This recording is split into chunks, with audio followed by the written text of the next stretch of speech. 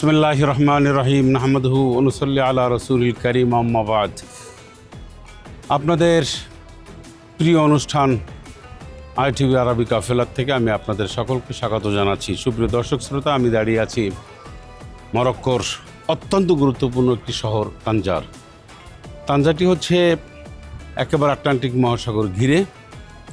এখানে আমরা যে জিনিসগুলি দেখাবো এর মধ্যে অন্যতম হচ্ছে যে এই যে আপনারা এই যে দেখা যায় স্পেন, আর এই যে ছোট্ট ছোট্ট যে বোট বা নৌকা আমরা স্পিড বোটের মতন দেখতে পাচ্ছি, এর মধ্যে অনেক স্পেনের বোট রয়েছে, মরক্কোর রয়েছে। আজকের স্থাপনাটি আমরা আপনাদেরকে দেখাবো। এই যে দুর্গটি, এই দুর্গটি স্পেনের দিকে মুখ করা, এর একটি ইতিহাস রয়েছে, ঐতিহ্য রয়েছে, একটি গুরুত্বপূর্ণ কারণ রয়েছে। ITV আরবি কাফেলা 2026 এ পর্বে আমরা আপনাদেরকে দেখাবো ঘুরে ঘুরে। এবং আমার সাথে রয়েছেন মাওলানা সাদিকুর রহমান আজহারী, আমি মাওলানা লুৎফর রহমান। আমরা আপনাদেরকে আজকের এই মনোরম পরিবেশে একটি চমৎকার উপভোগ্য একটি দৃশ্য এবং একটি পর্ব আপনাদেরকে দেখাবো ইনশাআল্লাহ।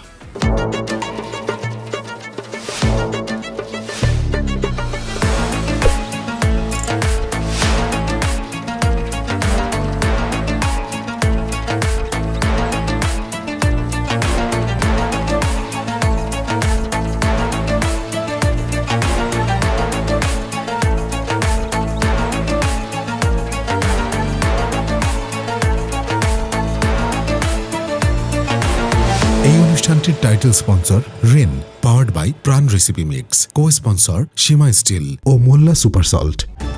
নতুন রিন, যার প্রোসিএস টেকনোলজি গভীর থেকে পরিষ্কার করে আর ধরে রাখে কাপড়ের নতুনের মতো উজ্জ্বলতা। নতুন রিন অ্যাডভান্সড পাউডার, নতুনের মতো উজ্জ্বল।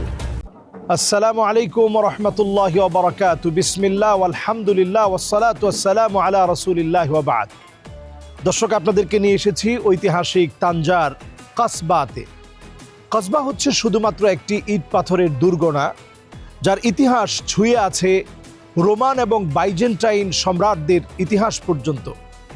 তবে এখন যে স্ট্রাকচারে আপনারা দেখতে পাচ্ছেন, এই স্ট্রাকচারটি মজবুতভাবে তৈরি করেছিলেন মারিনিন এবং সাদিন। তাদের সময়ে এই স্ট্রাকচারকে অত্যন্ত মজবুতভাবে আজকের এই গঠনে তারা দাঁড় করিয়েছিল। যেই জায়গা কাসবা, এখানে একেবারে সমুদ্রের পাশে হওয়াতে এত সুন্দর একটি আবহাওয়া আমাদের কাছে মনে হচ্ছে একেবারে নাতিশীতোষ্ণ, না শীত না গরম, খুব চমৎকার একটি আবহাওয়া এখানে। মোলা ইসমাইল তিনি এই তানজাকে পুনঃদখল করেছিলেন। পর্তুগিজ এবং ইংরেজরা যখন মুসলমানদেরকে এই জায়গাতে হতাহত করে মুসলমানদের এই অতীত ঐতিহ্য কাসবাকে যখন তারা দখল করে নিয়েছিল, মোলা ইসমাইল আবার সেই দখল অবমুক্ত করেছিলেন। আমরা এমন একটি দুর্গের পাশে দাঁড়িয়ে কথা বলছি, যেই দুর্গের প্রান্ত সীমায় একেবারে নিচে দুটি সমুদ্রের মোহনা তৈরি হয়েছে। একদিকে ভূমধ্য সাগরের ঢেউ এসে আছড়ে পড়ছে, অন্যদিকে আটলান্টিক মহাসাগরের ঢেউ এসে আছড়ে পড়ছে। দুই ঢেউয়ের মিলন মেলায় বন্দর সীমায় আমরা পোর্ট কেন্দ্রিক একটি জায়গায় সবচেয়ে উঁচুতে নির্মিত তানজার কাসবা, যেই এলাকাটি নির্মাণ করা হয়েছিল এই এলাকার মানুষের নিরাপত্তা দেওয়ার জন্যে এবং অত্যন্ত গুরুত্বপূর্ণ জায়গা। এই জায়গা থেকে একসময় নিয়ন্ত্রিত হতো পুরো ইউরোপের বিভিন্ন প্রাণগণ।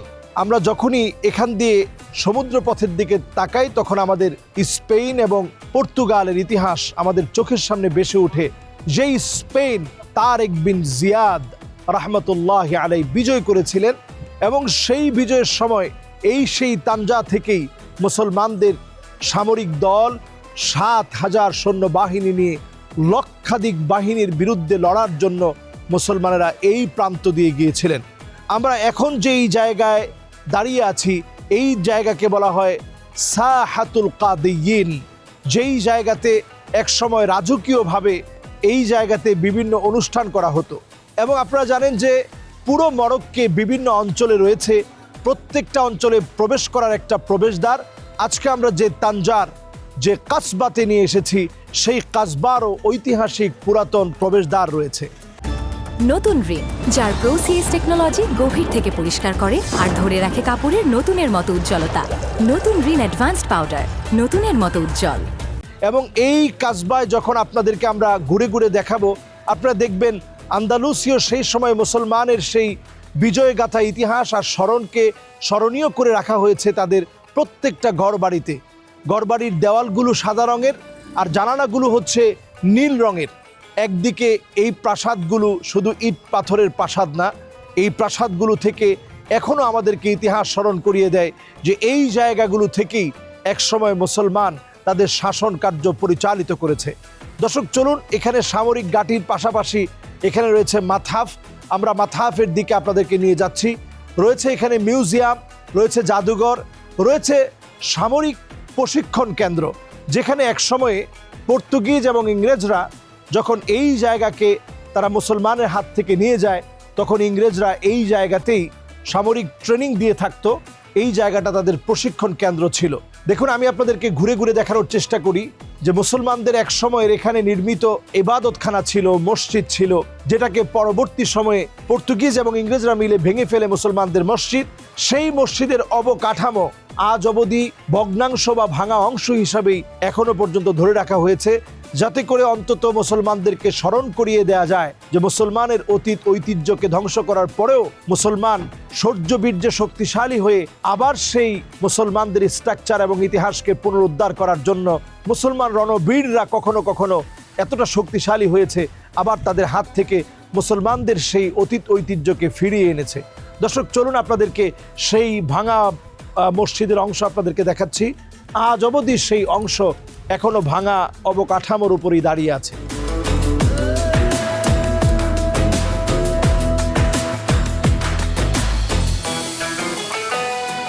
সুপ্রিয় দর্শক শ্রোতা, তানজার শহরের এই আটলান্টিক মহাসাগর ঘিরে এই দুর্গ, এই গুরুত্বপূর্ণ স্থাপনা এতক্ষণ পর্যন্ত মাওলানা সাদিকুর রহমান আজহারি আপনাদের সামনে ব্রিফ করেছেন। অনুষ্ঠানের পর্যায়ে নিচ্ছি ছোট্ট একটি বিরতি। আপনারা আমাদের সাথেই থাকুন, খুব শীঘ্রই ফিরে আসবেন ইনশাআল্লাহ।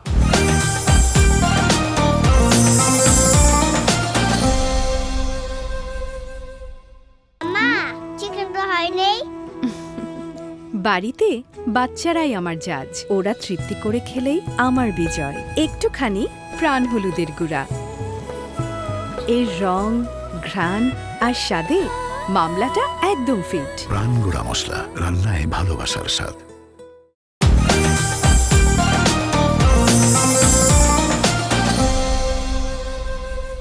বিরতির থেকে আবার আপনাদেরকে স্বাগত জানাচ্ছি। এতক্ষণ আমাদের সাথে থাকার জন্য ধন্যবাদ। আমরা আপনাদেরকে দেখাচ্ছি এই তানজার শহরে আটলান্টিক মহাসাগরের সন্নিকটে যে বিরাট দুর্গ। এই দুর্গটি একদম স্পেন আমার সামনে, আমি দাঁড়িয়ে কথা বলছি, ঠিক স্পেন আমার সামনে রয়েছে, পর্তুগাল রয়েছে। এই গোটা ইউরোপের ইতিহাস, ঐতিহ্য এবং মরক্কোর ইসলামের ইতিহাস ঐতিহ্য নিয়ে এবারে RTV আরাবিকা ফেলার জার্নি। আমরা বাকি কথা শুনবো মাওলানা সাদিকুর রহমান আজহারির কাছে। চলুন তার কাছেই আমরা চলে যাই।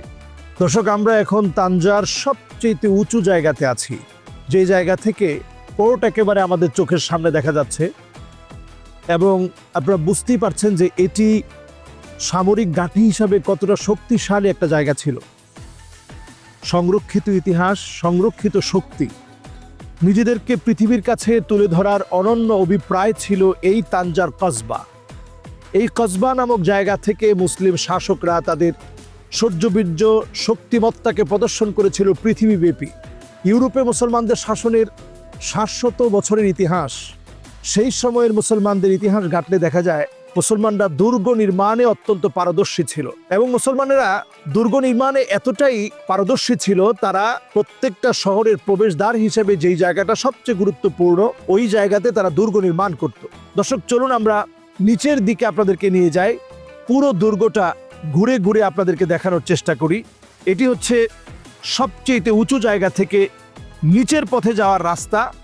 এবং এই রাস্তাগুলো কিন্তু সাধারণ কোনো রাস্তা না, এগুলো একসময়ে পাহাড় কেটে কেটে সমুদ্রের পাশে ভূমধ্য সাগর আর আটলান্টিক মহাসাগর যেখানে মিলিত হয়েছে।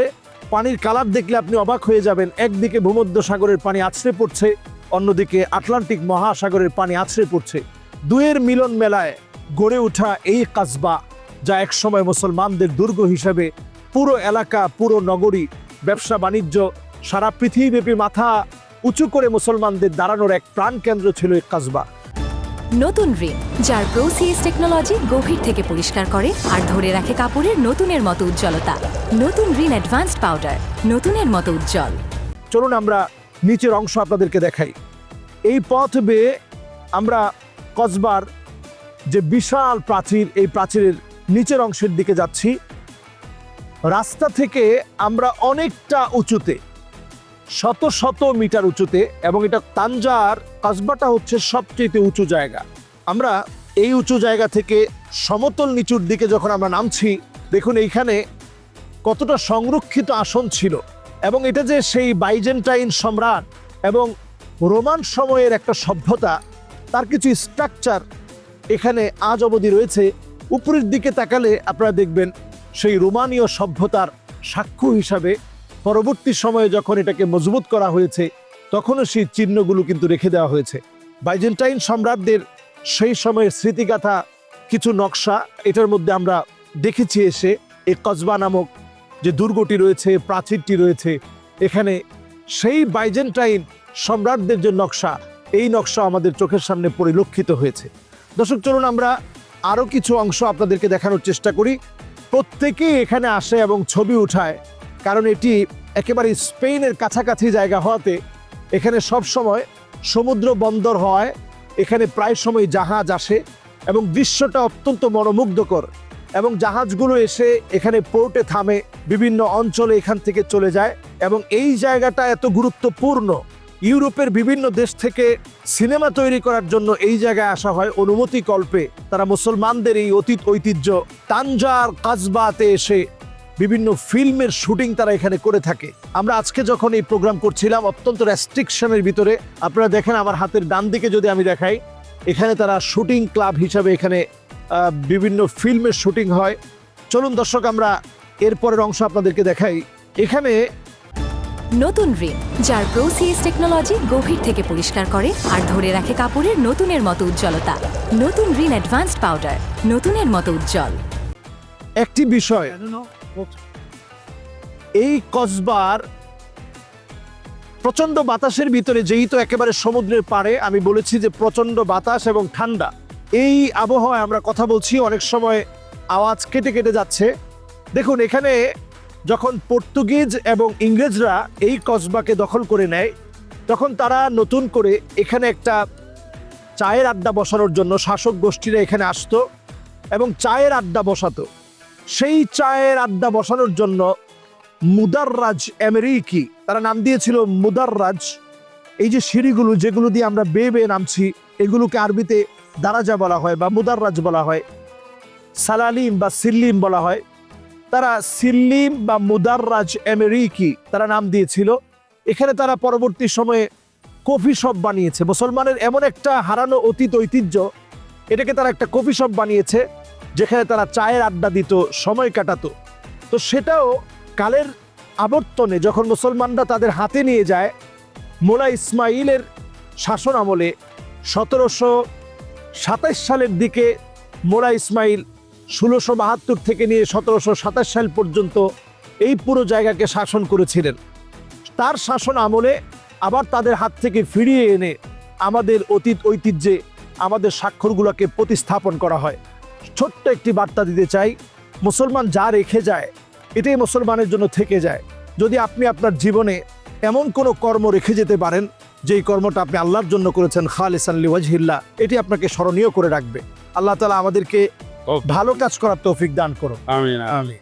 কাসবারের দুর্গ আমরা আপনাদেরকে এতক্ষণ পর্যন্ত এর ইতিহাস, বৈশিষ্ট্য, মনোরম পরিবেশ, অসংখ্য ট্যুরিস্টদের আগমন আমরা তুলে ধরার চেষ্টা করেছি। দর্শক শ্রোতা, আরবি কাফেলা 2026-এর একেবারে আমরা শেষ প্রান্তে চলে আসছি। অনুষ্ঠানের বিদায় নিচ্ছি। কথা হবে, দেখা হবে ইনশাল্লাহ আগামীকাল মরক্কোর কোনো না কোনো একটি গুরুত্বপূর্ণ স্থাপনায়। আল্লাহ আপনাদের সে পর্যন্ত ভালো রাখুন, সুস্থ রাখুন। আসসালামু আলাইকুম ওয়া রাহমাতুল্লাহি ওয়া বারাকাতুহু।